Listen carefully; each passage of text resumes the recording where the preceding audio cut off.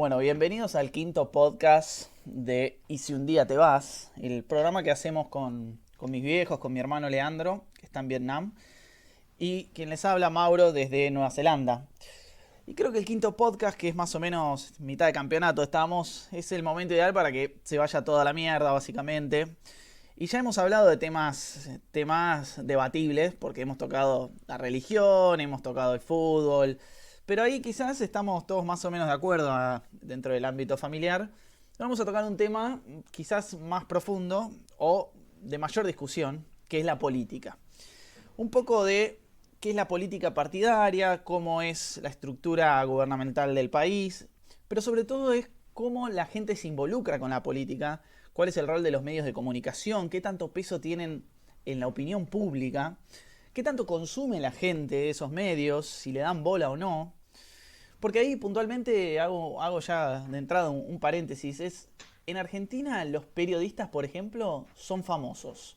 Uno puede ver un programa de televisión donde un periodista entrevista a otro periodista y esa es la nota, ¿no? Las columnas de opinión tienen mucho peso, los políticos están constantemente buscando entrevistas con periodistas de renombre y demás. Y cuando venimos para este lado, para Nueva Zelanda, eso no existe básicamente. Nueva Zelanda es una burbuja a nivel político, la gente no habla del tema, es un tema tabú.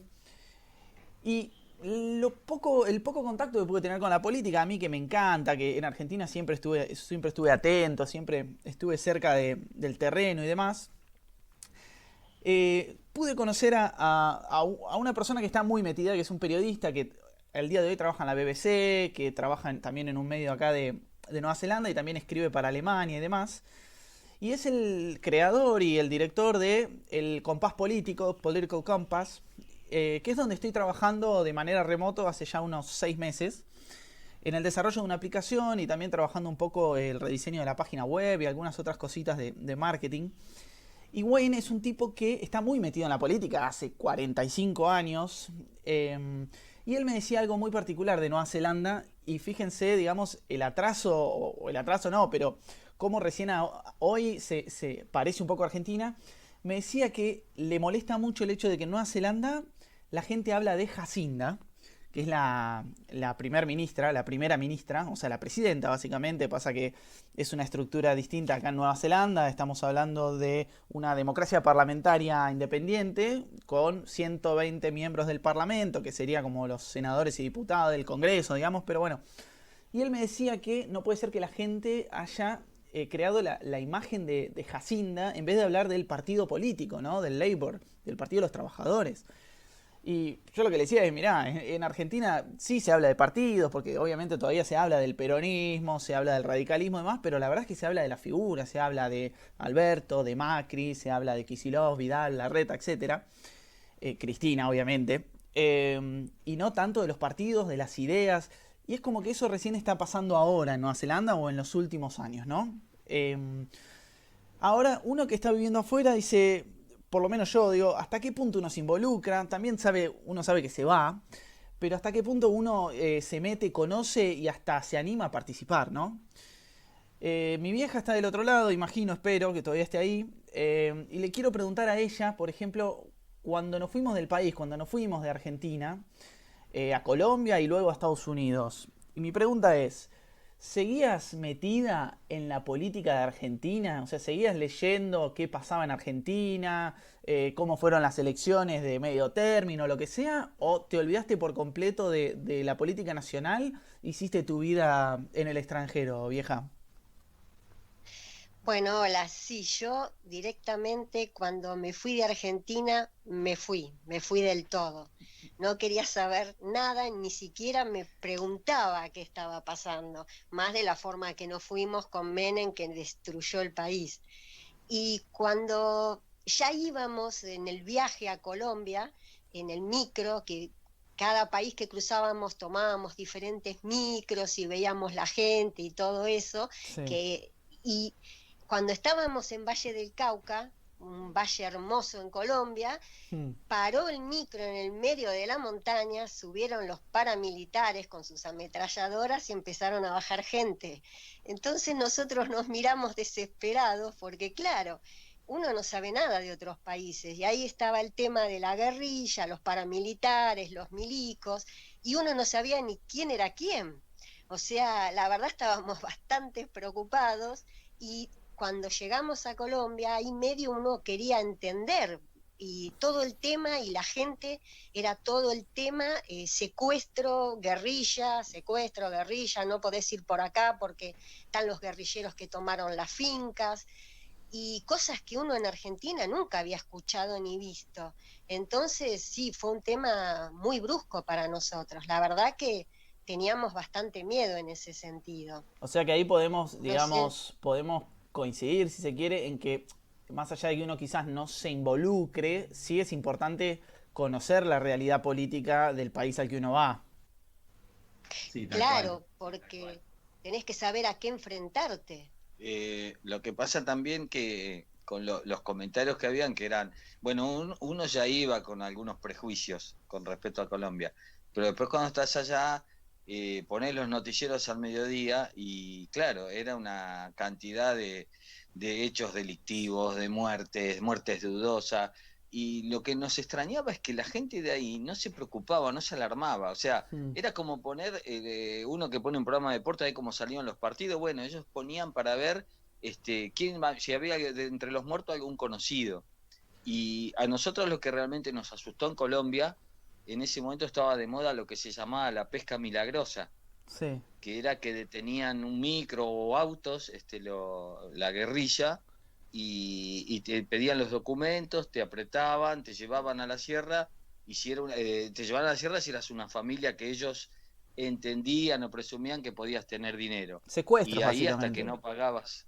Sí, sí, por supuesto, por Claro. supuesto. Era la figura de pesca milagrosa era para hacerla un poquito más suave. Y eso sí tenías miedo. A mí me tocó viajar para renovar la visa, cruzar a Venezuela, a Maracaibo, Mm. y era una zona conflictiva. Puedo asegurar que me parecía bastante el muchacho de Expreso de Medianoche, ¿no? Me Sí. transpiraba todo. Bueno, Tenía un miedo. cuando fuimos a Estados Unidos de Colombia, yo estaba muy, muy flaca, y Dani y ustedes ya habían entrado al avión, y a mí de golpe una milico me pone un arma, me apunta y me dice que levante los brazos como Expreso de Medianoche. ¿En el Y aeropuerto yo me esto? quedé dura En el aeropuerto, claro. en el aeropuerto. Claro, yo estaba tan flaca que tenía los dos huesos de la cadera que me sobresalían, y se pensaron que tenía dos armas.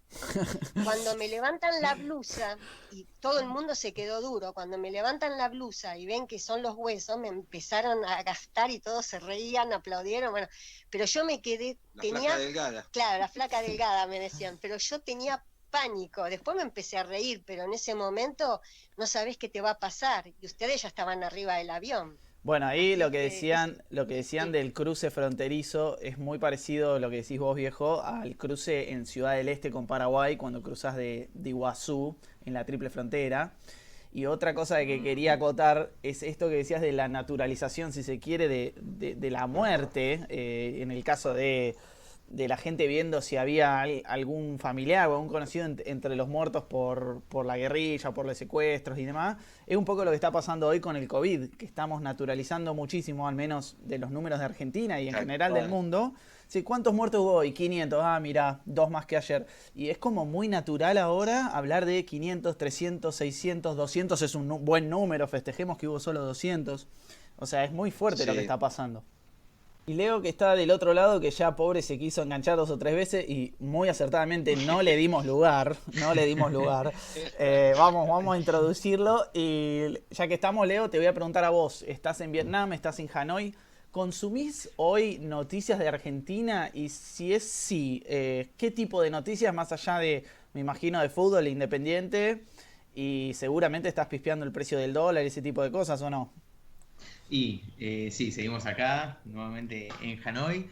Sigo leyendo, obviamente, todos los días. Me levanto y desayuno o pispeo. No voy a decir que me leo todo el diario, porque es más, ni siquiera se pueden leer básicamente los diarios ahora porque hay que pagar. Puedes leer 2 o 3 notas por internet, ¿no? Sí, sí. Así que ojeo diarios oficialistas y opositores, que es lo que tenemos. No hay básicamente un punto intermedio. Y me miro un par de resúmenes televisivo, por así decirlo, de diferentes periodistas que a uno le gustan, y también me gusta escuchar a la oposición, a nuestra oposición en nuestro caso.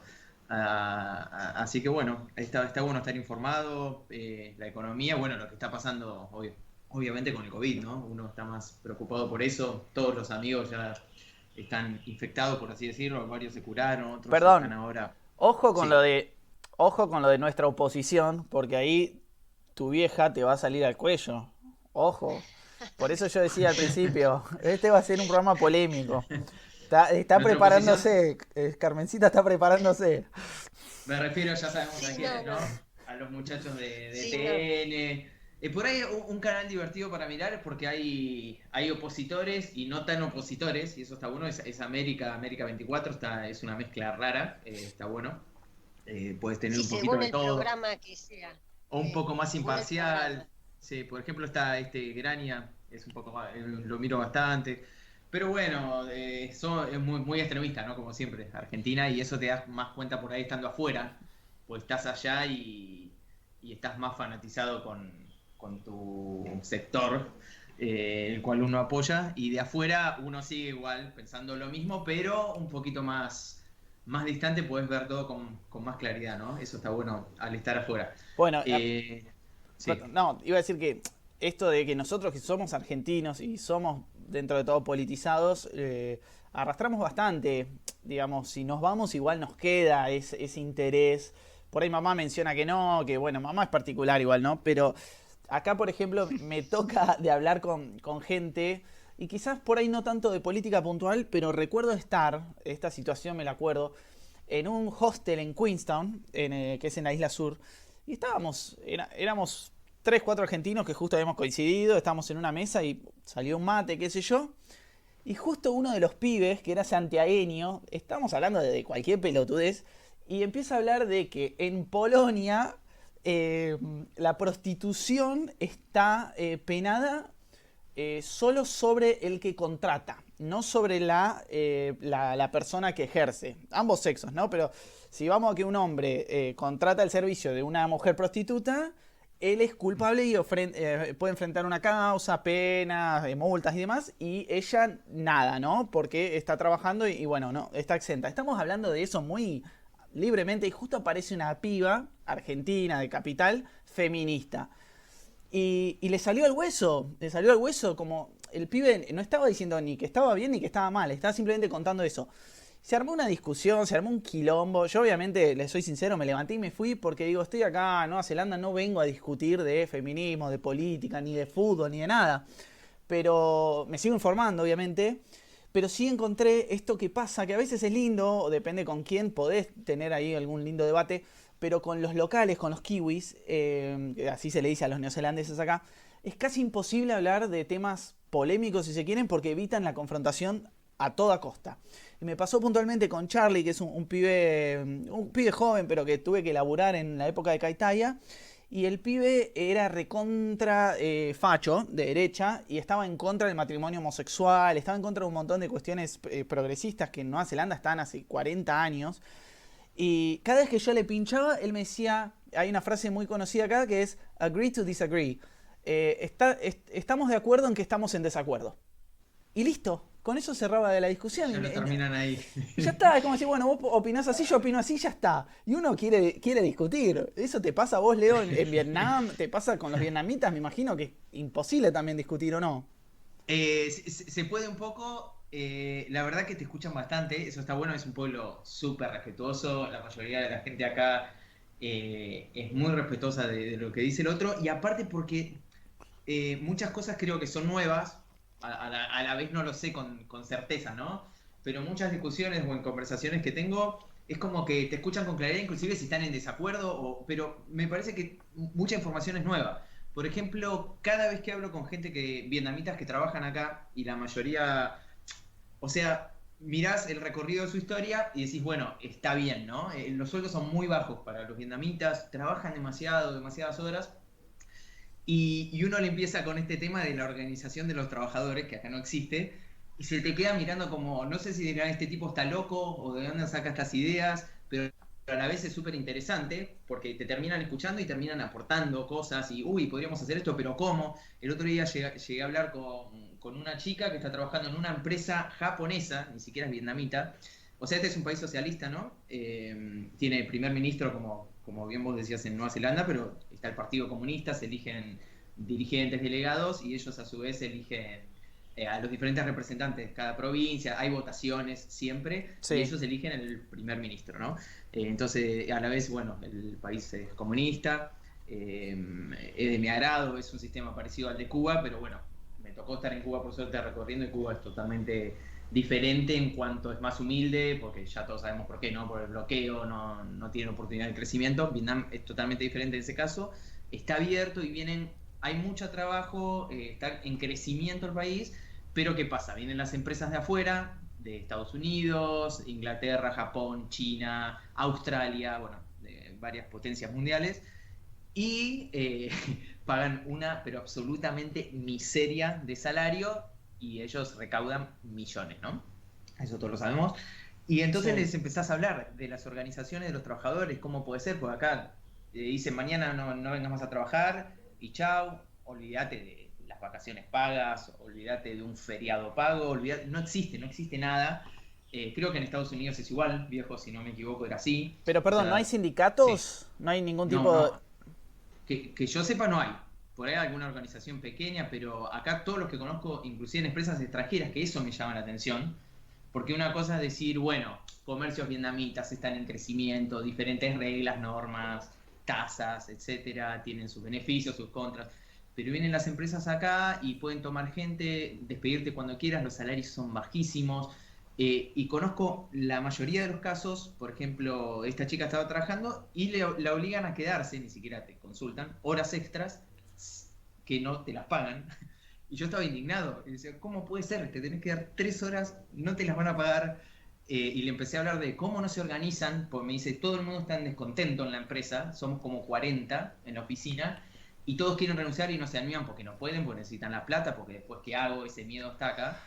Y le empecé a hablar, imagínate que los 40 van y dicen que quieren renunciar, ¿no? Es como darle un ejemplo, y no pueden, los van a tener que reintegrar y pagarles más si les piden un aumento. Entonces, esto me pasó muchísimas veces hablando, y es como que no lo llegan a comprender, pero a la vez te escuchan. Y después por el lado político, mucha discusión no hay, porque acá los medios son todos oficialistas, digamos, la bajada de línea es totalmente socialista, que en parte el país está funcionando bien, la gente está contenta con el gobierno, pero bueno, no vas a escuchar voces opositoras, más de la gente, solamente de la gente que se fue después de la guerra con Estados Unidos, que se fueron para Estados Unidos, obviamente. Es tipo, para ponerlo en similitud, pero a menor escala, porque son menos por ahí los que se fueron desde acá a Estados Unidos, con Cuba, ¿no? Que la Sí. oposición está en Estados Unidos con canciones o con cartas, y no pasa más de eso porque estamos muy lejos de acá, pero esos serían los traidores vietnamitas, ¿no? Que estuvieron luchando con el ejército de Estados Unidos en Sí. contra de los vietnamitas en su época, pero básicamente no hay medios opositores, y a la vez cuando un país creo que funciona totalmente bien debe pasar lo mismo. Nueva Zelanda es como que, bueno, y al no haber diferentes voces y la gente por ahí tampoco está muy politizada. Bueno, acá la gente no está muy politizada, sí van a votar, lo cual el voto no es obligatorio, digamos, pero sí hay multas, o sea que de alguna manera termina siendo obligatorio, pero tenés un porcentaje de votación que justamente lo chequeé, y la última fue del 69%, pero por ejemplo, algo particular de esas elecciones que fueron el año pasado, es que se iban a hacer, no recuerdo bien la fecha, creo que septiembre se iban a hacer, pero todavía el país estaba acomodándose por el tema del COVID, había cierto miedo, se estaba saliendo de los distintos niveles de cuarentena que hubo acá, que fue bastante tranquilo, pero había como mucho cuidado. Y la primer ministra, Jacinda, toma la decisión de correrla 4 semanas para adelante, la manda para mitad a fin de octubre. Y la sociedad lo acató, la oposición dijo, me parece bien, los medios no dijeron nada, informaron. Y eso es como una gran diferencia de lo que pasa, por ejemplo, en Argentina hoy, que están debatiendo todavía si se hacen las PASO, cuándo se hacen y quién gana y quién pierde la mirada política. Y justamente escuchaba una entrevista el otro día a Manes, el doctor neurocientífico, neurociencia, y me encantó una frase que dijo: en Argentina las leyes son una sugerencia, dijo. Y es muy diferente a lo que pasa, por ejemplo, en Nueva Zelanda, donde una ley se cumple, como que no hay mucha discusión, y es un poco lo que si bien puede haber diferencias políticas, y lo hablamos creo que en el programa pasado o el anterior, de decir, bueno, igual miramos para adelante como una sociedad en conjunto a largo plazo, porque tenemos como las bases de un acuerdo, si se quiere, de hacia dónde ir. Y muchas de esas bases están garantizadas por ley. Entonces, no es que cualquier político hoy asume y dice, bueno, listo, cambio todo esto, pim, pum, pam, y cambiamos 90 grados de rumbo y doblamos. Volviendo a Estados Unidos, y ahí por ahí el viejo nos puede ayudar, porque en Estados Unidos hay una grieta, históricamente, porque es un país con un bipartidismo básicamente, desde siempre, de republicanos y demócratas. Pero me acuerdo cuando estábamos allá y que encima nos tocó, bueno, al final las Torres Gemelas y demás.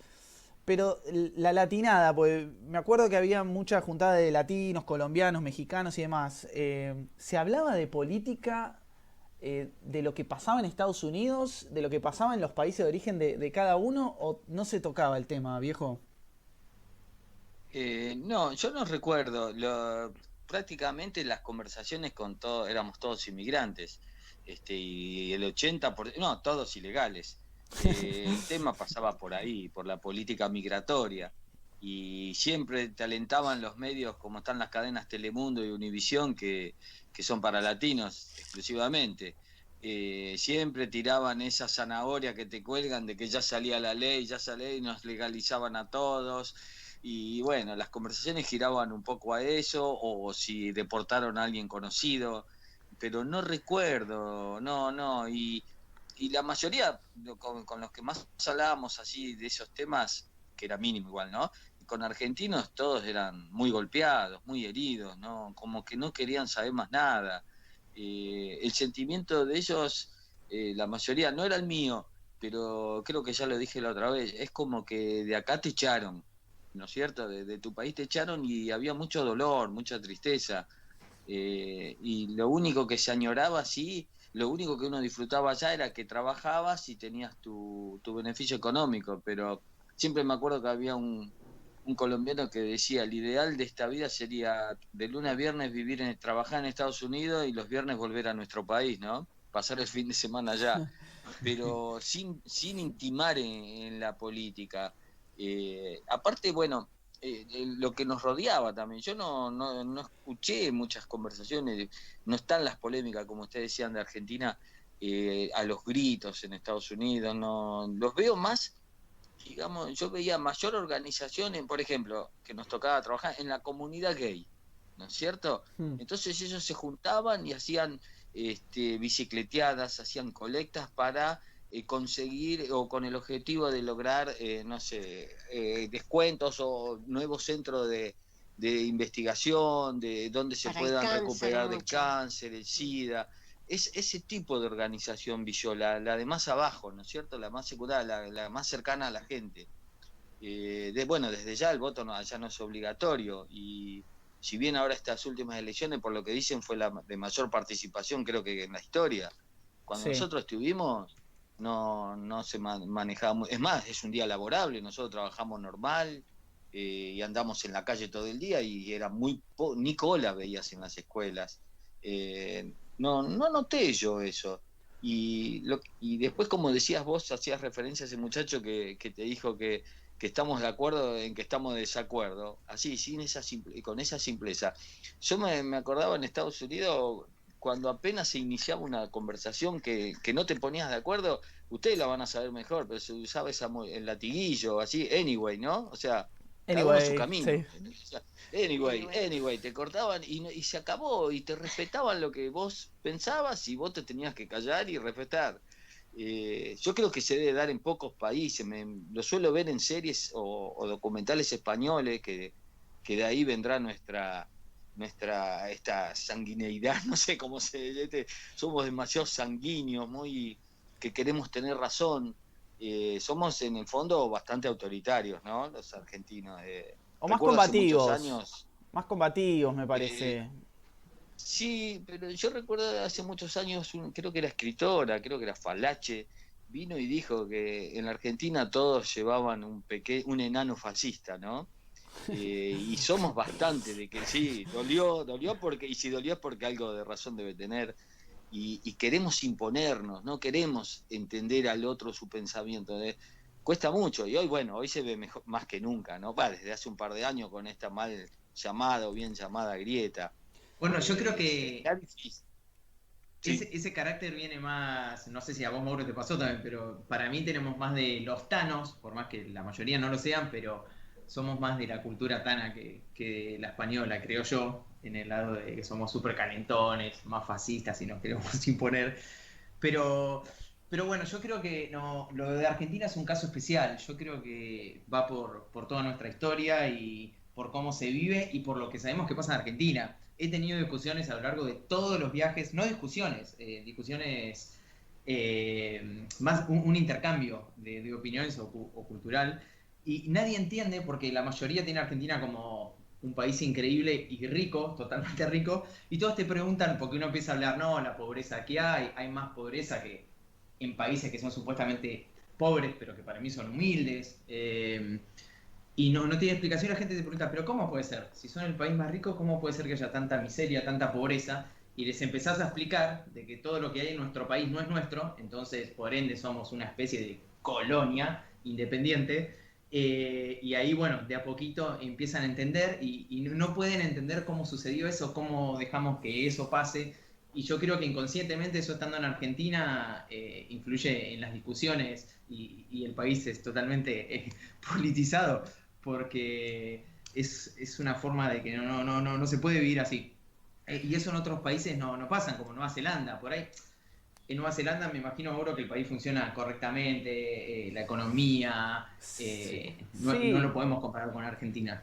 Pasa que también cada país, que es un poco la famosa discusión que hubo en su momento, que, bueno, se la adjudican a Cristina, pero si no me equivoco el que lo dijo fue Aníbal, el tema de que Argentina tenía menos pobres que Alemania. Y si vos te venís a Nueva Zelanda, acá te dicen que uno de los problemas es la pobreza, pero obviamente es completamente distinto cómo se mide acá, cómo se mide allá.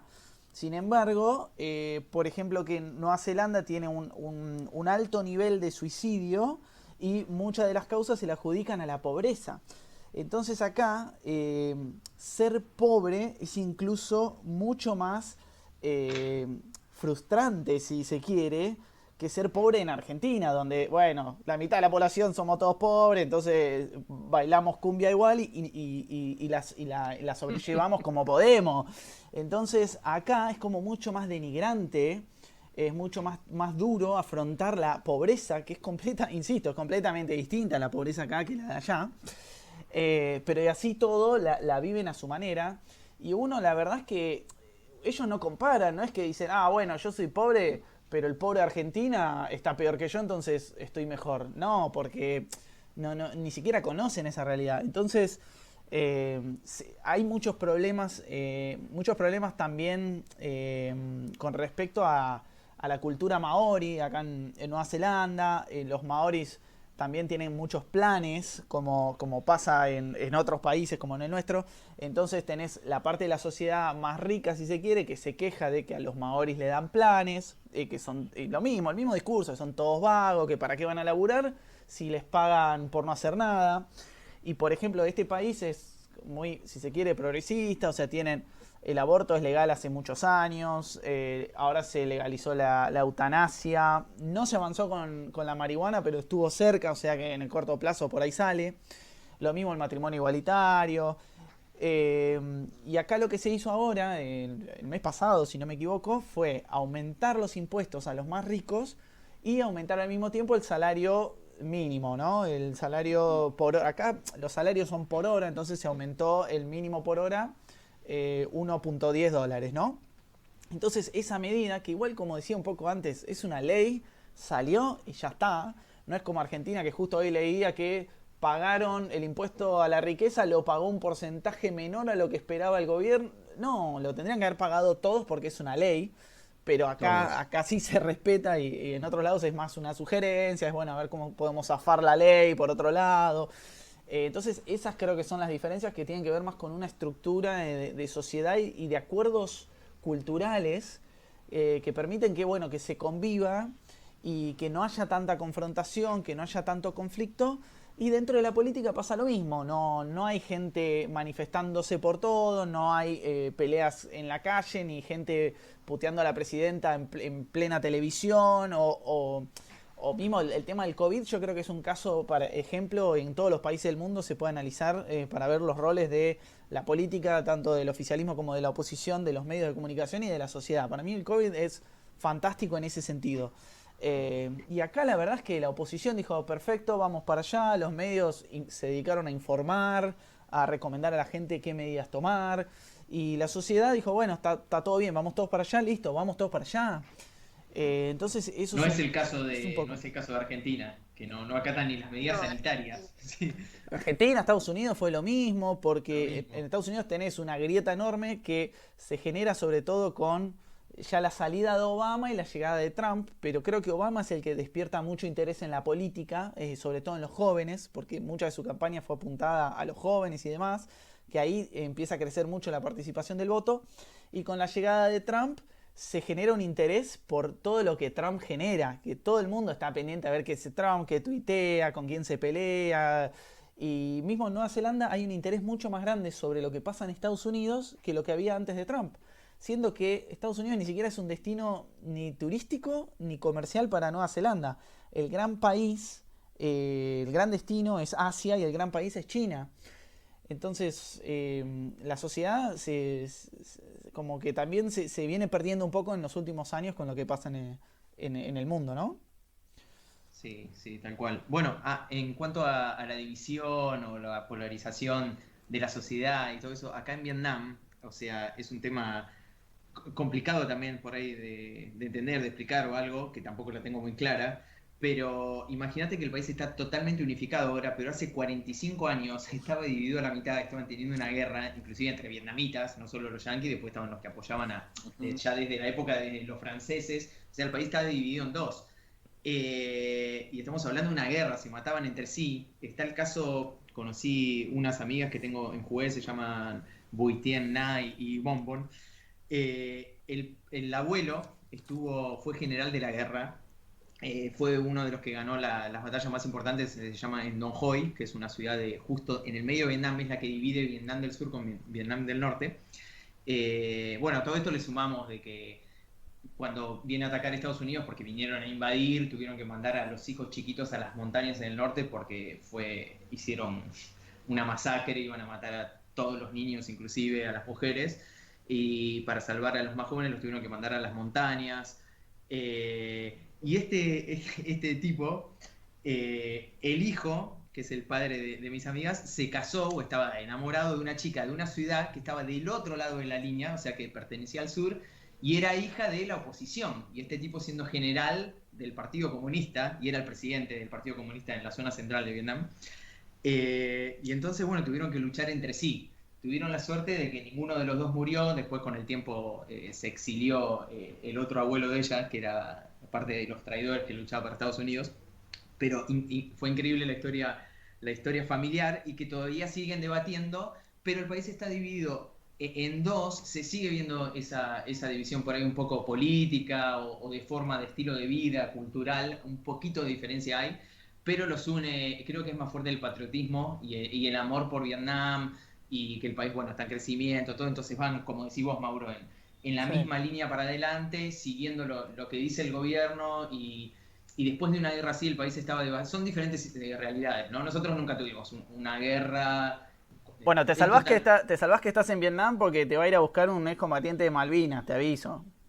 Bueno, pero esa guerra fue, ya todos sabemos, inventada por la dictadura. Es una lástima lo que pasó, mandaron a todos los pibes a morir ahí, pero es una guerra diferente, creo yo. Bueno, pero acá tuvieron una guerra por... sí. Ahí tenés un hecho que marca lo que somos. o en aquel momento cuando fue el día que deciden desembarcar en Malvinas, aterrizar en Malvinas, nuestra gente, los pibes, pobrecitos, la pelea que era animarte a decir, me acuerdo clarísimo, me he pasado en el trabajo, en los hospitales charlando, bueno, al abuelo de usted, Alberto, lo mismo, o ponerte en ese momento, porque hoy es como que todo el mundo estaba en desacuerdo y que los militares esto y Galtieri el borracho, pero en aquel momento se llenaban las plazas. Recuerdo claramente que el 2 de abril se llenó la plaza, Y pero he estábamos escuchado a ganando. gente... Íbamos No, ganando. no, todavía no, el día del No, el 2 desembarco, no, no. el día del desembarco, el 2 de abril, Cuando dijo que había que ir a la y guerra. escuché a gente que hoy son recontrarrevolucionarios, kirchneristas, decir que al fin tenemos un militar con huevo, con cojones, y uno, decir lo contrario, te acusaban de traidor a la patria, y uno que en ese momento todavía, lógicamente, estamos en dictadura, pero había una cierta apertura, se estaban formando algunas agrupaciones, entonces había sectores que estaban tratando de modificar algo. El 30 de marzo, o sea, 2 días antes, hubo una represión en la plaza, que bueno, las malas lenguas dicen que hubo varios muertos, lógicamente la información no se supo nunca. Ahora después, claro, cuando el resultado se revirtió y ese vamos ganando que dicen ustedes pasó a ser derrota por goleada, ahí todos se subieron al barco o nos subimos, pero era muy difícil en aquel momento, había mucho fanatismo, o sea, hay algo que, mira, vuelve a colación a lo que hablábamos antes, quizás queda medio mezclado, pero recuerda, bueno, ustedes no lo conocieron, creo, el tío de mamá era senador nacional en Colombia, Sí. por el Partido Conservador. Y hablando así de política, él me hablaba en ese momento de la maravilla que era que querían implementar lo mismo que Menem en la Argentina. Yo le digo, no, bueno, empezamos a conversar. Y la cuestión es que él analizaba y decía, claro, en Colombia iba a ser muy difícil llegar al extremo que llegó Menem, porque la Argentina tiene una ventaja, que ellos lo habían estudiado, es que tanto por un sector que es el peronismo y los que son antiperonistas arrancan con una base de un 30%. Entonces Claro. me decía, es más fácil hacer política en la Argentina. Acá la cosa no está tan en evidencia, acá el voto que fluctúa de un lado a otro es mucho más mayoritario que en Argentina. Y vos decís, pucha, tendrá, no lo sé, no digo tiene razón este hombre, pero es como nos ven, quiero decir, ¿no?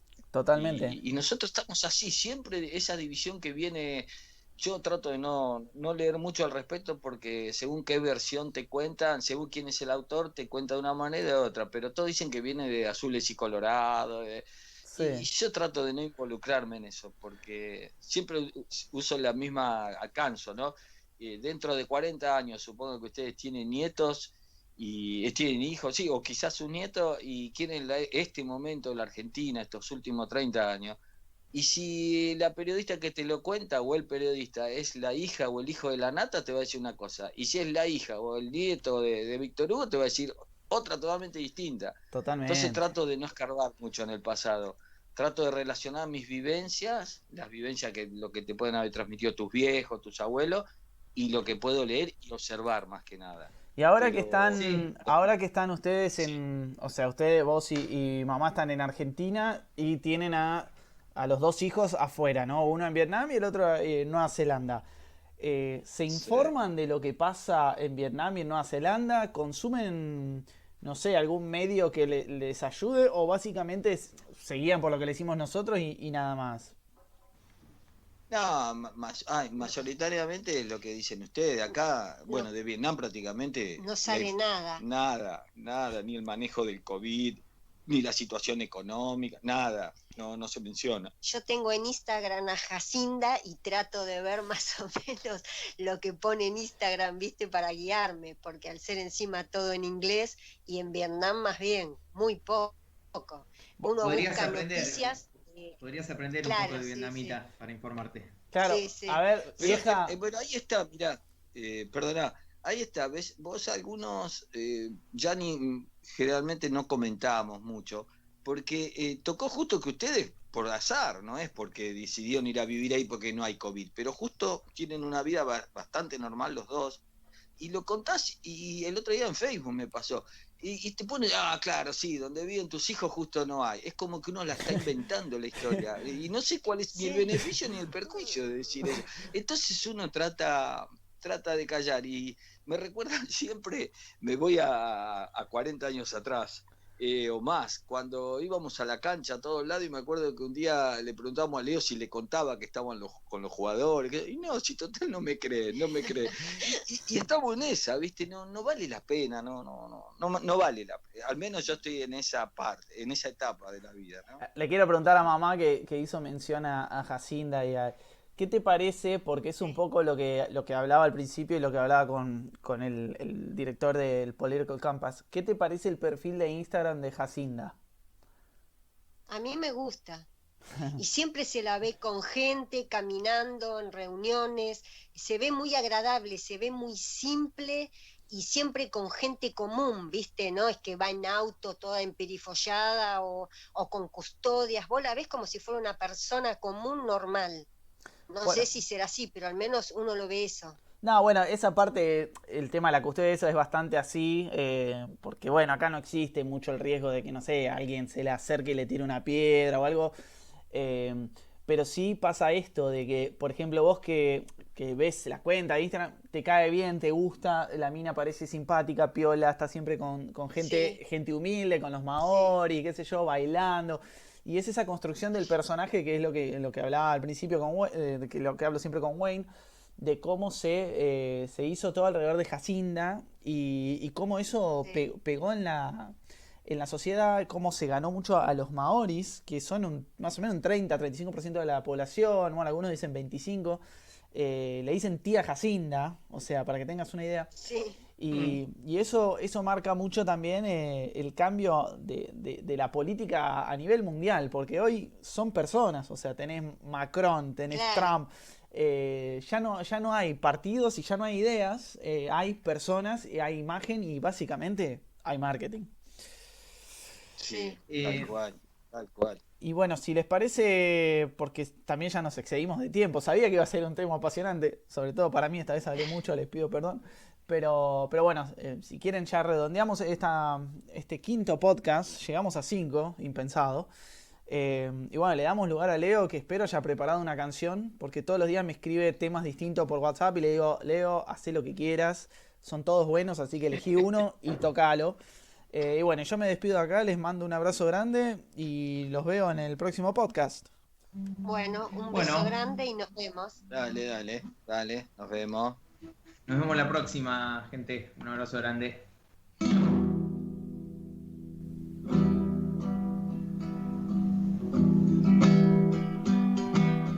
Sos tiempo, sos cornisa, sos calma y temporal, solo para este torpe que ve oscuridad.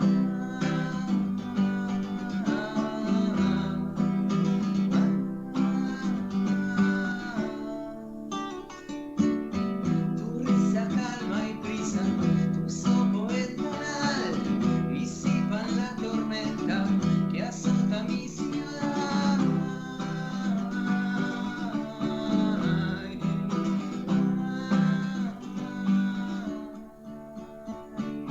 Camina la vida que te espera, no espera.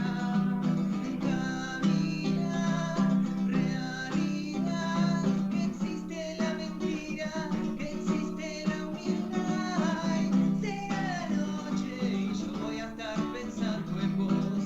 Será distancia mi loco corazón. Será la noche y la luna va a volver por vos. Se irá mi vida y yo siempre voy a estar. Se irá mi vida, yo siempre voy a estar. Se irá mi vida, pero siempre voy a estar.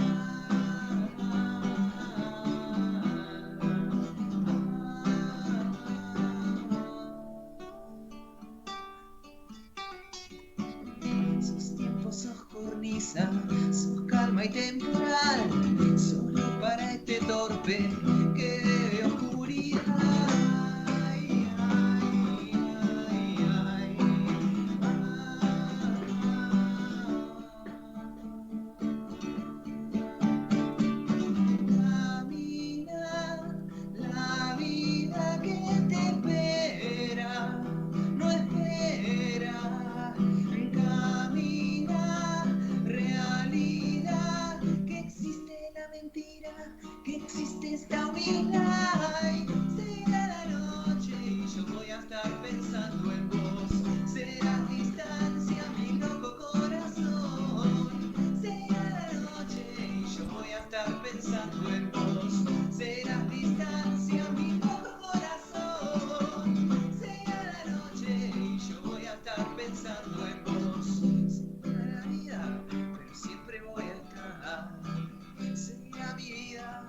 yo siempre